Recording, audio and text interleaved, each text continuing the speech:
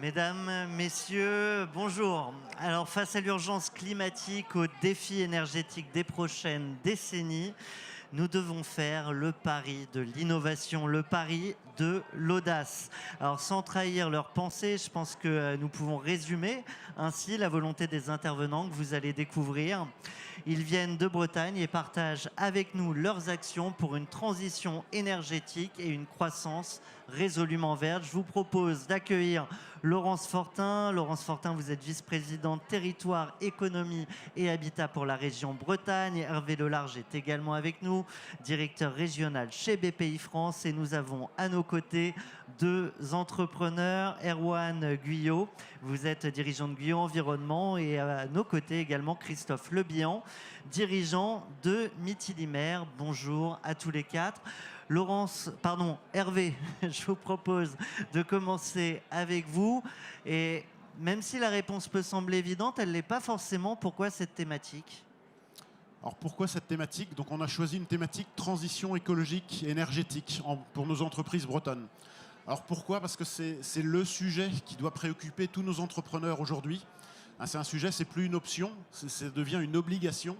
Parce que si vous vous en préoccupez pas de cette transition, vos clients vont s'en préoccuper. Les donneurs d'ordre, vos donneurs d'ordre vont s'en occuper. On voit tous les appels d'offres maintenant, il y a vraiment des... On rigole plus là-dessus, c'est plus juste de peindre en vert un peu vos activités, c'est d'apporter de vraies solutions. Vos salariés aussi vont s'en préoccuper. Aujourd'hui, recruter, quand vous avez une activité qui est un peu sale, ça devient très compliqué. Donc, si vous voulez rester attractif, il faut absolument vous en occuper. Et bientôt, donc la mauvaise nouvelle, c'est que vos banquiers aussi vont s'en préoccuper de votre décarbonation. Et bientôt, et quand je dis bientôt, c'est pas dans 10 ans, c'est dans 1 an, dans 2 ans, c'est dans quelques mois, même peut-être vous allez le sentir. Financer une activité qui n'est pas propre avec un dirigeant qui n'est pas en transition énergétique, ça va devenir compliqué. Parce que les banques sont soumises à de plus en plus de réglementations qui leur imposent aussi d'avoir des portefeuilles de clientèle décarbonés. Donc on peut avoir pardon Hervé, mais on peut avoir une prise de conscience en tant que citoyen, en tant que consommateur, mais si on ne l'a pas en tant qu'entrepreneur, on risque de rater également la marche. Exactement, parce que les entrepreneurs ont une vraie responsabilité là-dedans. Et la bonne nouvelle, c'est qu'il y a quand même plein d'offreurs de solutions, on en verra tout à l'heure. Il y a plein d'offreurs de solutions, il y a plein de dirigeants qui en sont persuadés et qui sont partis, qui sont déjà en transition écologique. C'est une préoccupation de tous les intervenants, la région en est une. BPI France, la bonne nouvelle, c'est qu'on a toute une boîte à outils maintenant, des outils d'accompagnement, des outils de financement spécifiques, des prêts verts notamment à taux assez attractifs, pour financer toutes ces dépenses. Tu évoquais des entrepreneurs engagés. Il y a des entrepreneurs qui sont résolument convaincus de ces changements et de cette nécessité de changer. Néanmoins, certains se disent comment je fais, et ces dispositifs permettent aussi de les accompagner dans cette transition nécessaire. Alors exactement, donc c'était la réflexion initiale. C'est beaucoup de chefs d'entreprise nous disent, ok, moi en tant que citoyen, je suis totalement persuadé qu'il faut faire des choses. En tant que chef d'entreprise, je me rends compte qu'il faut que je sois attractif, que ça devienne une pression importante. Mais qu'est-ce que je fais ? C'est quoi les solutions techniques ? Et donc on a repris avec l'ADEME en fait un diagnostic qui s'appelle le Diag Ecoflux, où on fait venir un consultant dans l'entreprise pendant une dizaine de jours pour voir avec vous quelles sont les solutions, quels sont les leviers d'action, là où il faut agir. Il y a des endroits où la dépense d'énergie serait bien supérieure par rapport au gain, ça ne sert à rien de perdre du temps et de l'argent. Et par contre, il y a d'autres actions qui sont faisables et qui sont rentables. Donc c'est le Diag Ecoflux. Laurence Fortin, vous portez un dispositif à la région qui s'appelle le budget vert. Plutôt que le nom d'un dispositif, je vais vous demander de nous faire rêver un peu.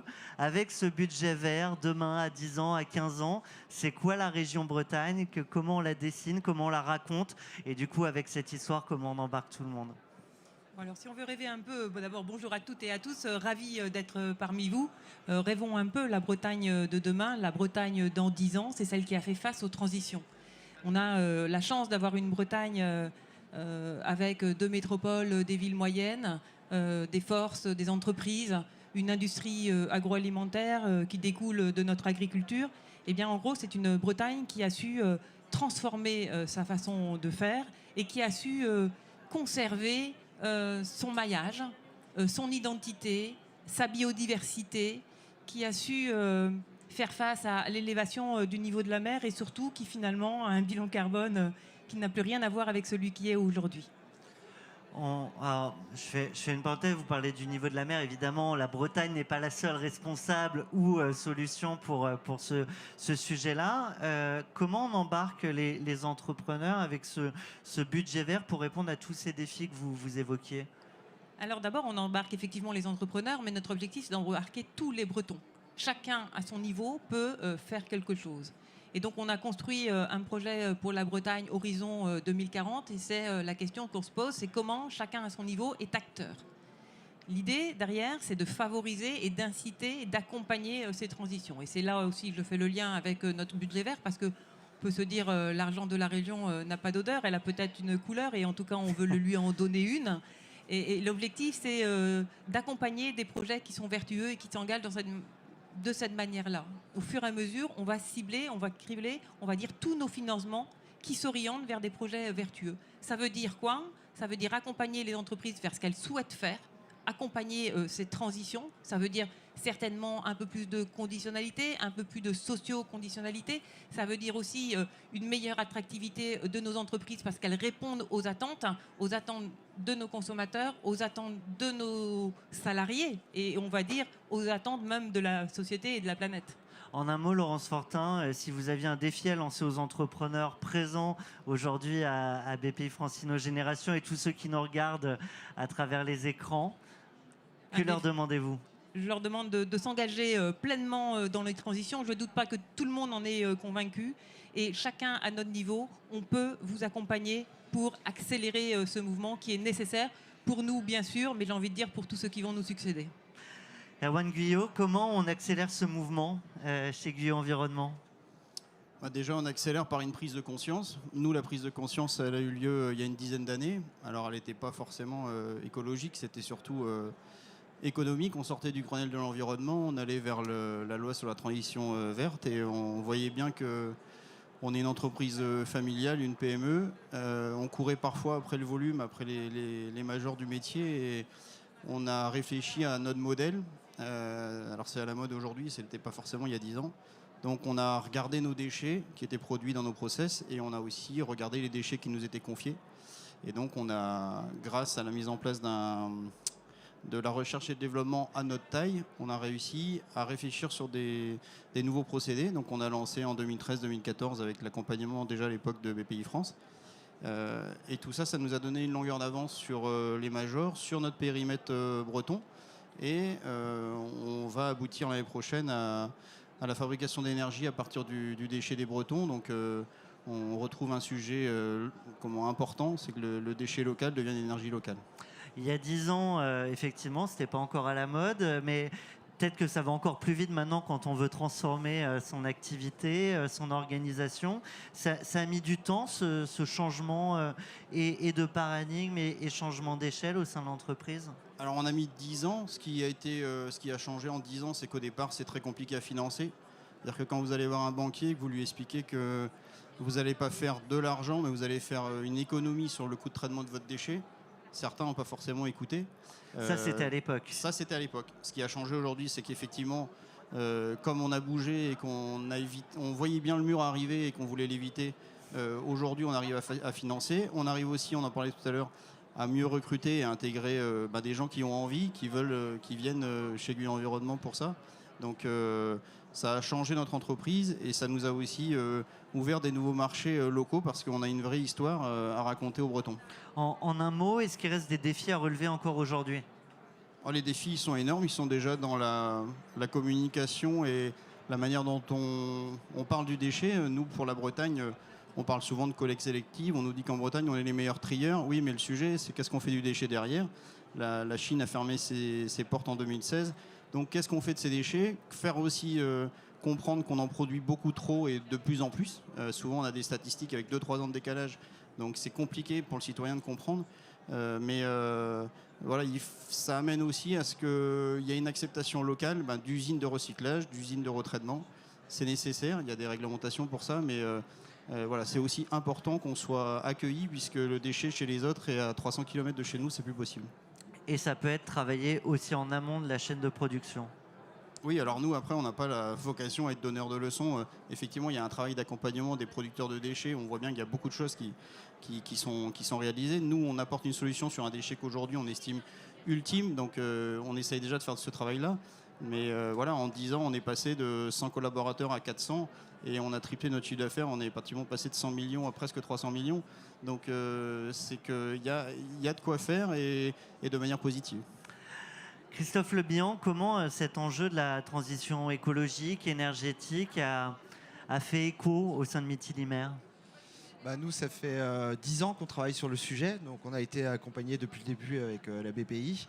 Ça fait partie de l'ADN de l'entreprise. Alors nous, on travaille les produits de la mer, on va en mer tous les jours, donc on ne peut pas se permettre de souiller notre environnement. Donc ça, c'est la base. Et après, voilà, moi j'ai toujours eu la volonté d'aller de l'avant sur ce sujet-là, et il se trouve en 2012, on a fait un gros travail avec l'INRA, et donc on a écrit un papier scientifique Pour sur ceux qui ne connaissent pas l'Hydra, c'est l'Institut national de recherche.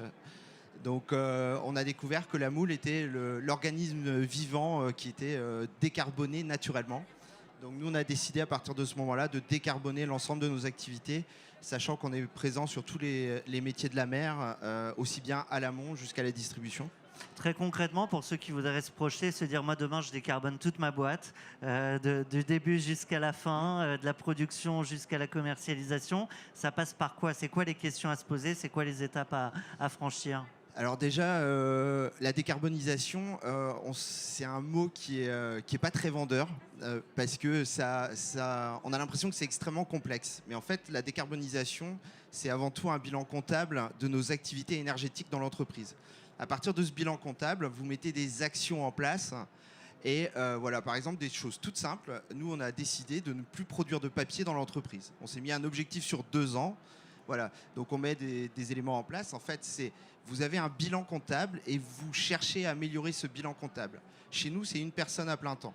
Voilà, donc c'est une personne à plein temps. Donc c'est un coût, c'est certain, mais c'est pas un coût excessif. Et chaque année, on améliore ce bilan carbone. Alors, c'est un coût d'un côté, c'est une personne à temps plein, il y a des recettes à côté aussi. Évidemment. Nous, aujourd'hui, il y a 2 types de recettes. Les coûts directs que vous avez sur les économies d'échelle que vous produisez, mais des coûts aussi indirects. Aujourd'hui, moi, mes concurrents, c'est la Norvège, c'est le Chili, c'est des pays qui font de l'importation, de l'exportation vers la France et de l'importation pour nous. Aujourd'hui, moi, mon défi, c'est de dire je suis beaucoup plus vertueux que ces gens-là. Aujourd'hui, si vous importez du saumon de Norvège, ou si vous mangez de la truite de mer, du Bono dans le Morbihan, ça n'a pas le même coût carbone. Donc nous, notre défi, c'était justement de dire aux consommateurs aussi, attention, nous on est décarbonés, faites attention à ce que vous mangez. C'est pas le même goût carbone non plus du coup. Exactement. On a souvent tendance à vouloir opposer la compétitivité à ces transitions. Et là, je vais poser la question aux 2 entrepreneurs présents. Mais est-ce qu'on arrive, à être compétitif? Et je vais vous laisser répondre. Et si on n'y arrive pas complètement, comment en face on embarque les clients pour accepter ces quelques petites différences de prix qui peuvent encore exister, surtout sur des débuts de transition où on n'a justement pas encore réussi à passer à l'échelle? Christophe. Alors nous, notre volonté de décarbonisation va aussi avec une volonté d'expansion économique. Donc nous, on a décidé en l'espace de 5 ans de multiplier par 2 notre chiffre d'affaires et de décarboner nos activités. Voilà. Donc c'est pas antinomique. Aujourd'hui, après il y a chiffre d'affaires et rentabilité. Du coup, c'était plus ma question sur. Alors je vous assure, je ne doublerai pas pour être moins rentable non plus. Non, l'idée c'est d'avoir une meilleure rentabilité et puis d'aller de l'avant. Voilà. Et aujourd'hui, nous, on a fait le pari des marques et au travers de nos marques, de démontrer notre décarbonisation. Et voilà. De votre côté, Erwan, sur ce sujet de compétitivité? Nous, quand on s'est rendu compte il y a 10 ans qu'on allait dans le mur, on était obligé de changer de modèle. Oui, une fois qu'on est dans le mur, il n'y a plus de compétitivité, c'est plus le sujet. Non, mais il n'y a plus d'entreprise, donc il fallait changer absolument. Mais c'est la réglementation qui nous a amené à ça, c'est le Grenelle de l'environnement. Le Grenelle de l'environnement, c'est quand même aussi la réflexion des citoyens. Qu'est-ce qui a été prévu il y a 10 ans? C'est augmentation de la TGAP pour éviter d'aller dans les décharges, réduction des capacités d'enfouissement. Donc nous, dans notre métier, on nous a dit réveillez-vous, il va falloir changer. Donc en tant que PME, c'était aussi notre job. Mais après, on a aussi trouvé, ce que M. Lelarge disait, des entreprises qui voulaient déjà ce changement, des financeurs qui voulaient aussi ce changement. Donc il y avait déjà des gens qui étaient en avance et qui voulaient acheter effectivement ce nouveau modèle. Aujourd'hui, si on devait parler à tous ces entrepreneurs qui nous regardent, qui sont peut-être en premier mouvement vers cette décarbonation et cette transition, qu'est-ce que vous voulez leur dire? Et je te redonne la parole, Christophe. Alors, la décarbonisation, faut pas le faire par opportunisme. Faut que, comme l'a dit Yoran, faut que ce soit ancré dans l'entreprise. Faut que ça fasse partie de l'ADN de l'entreprise. Et à partir de ce moment-là, vous allez voir qu'il y a des choses qui sont beaucoup plus simples. Vous allez recruter des meilleurs collaborateurs, vous allez attirer les profils. Et voilà, il y a beaucoup de choses. Donc voilà, il y a un mot, c'est l'optimisme. Je pense qu'il faut être très optimiste et aller de l'avant et ne pas subir ce qui sera fatalement inévitable. Alors, tu parles, et t'en parlais aussi tout à l'heure, de l'importance pour les talents, pour trouver des talents et puis surtout pour les conserver. Mais sur cette notion d'opportunisme, à la limite, si les entreprises veulent bouger par opportunisme, est-ce que c'est un problème?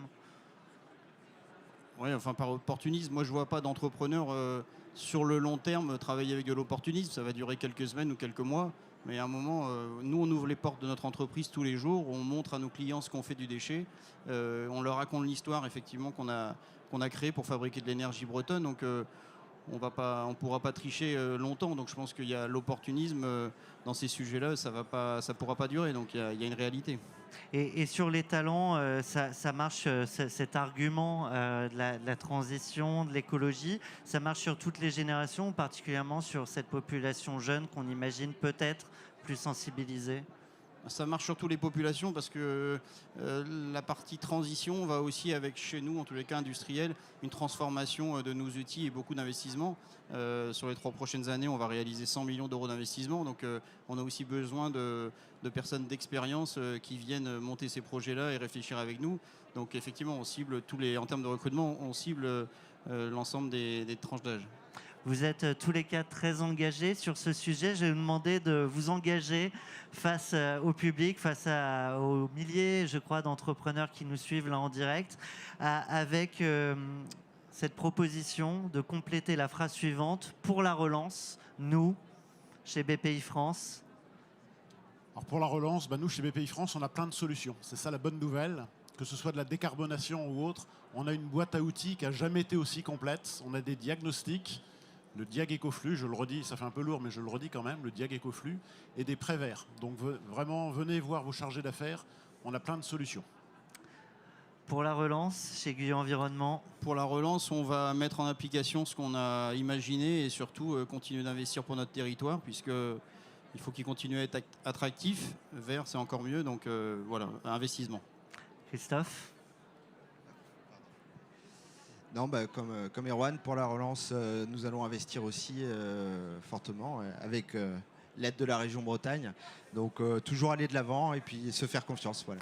Une belle transition. Alors pour la région et pour la relance? Alors pour la relance, j'ai envie de vous dire, on va bien sûr vous accompagner, mais on va compter sur vous, les hommes, les femmes, pour vous engager.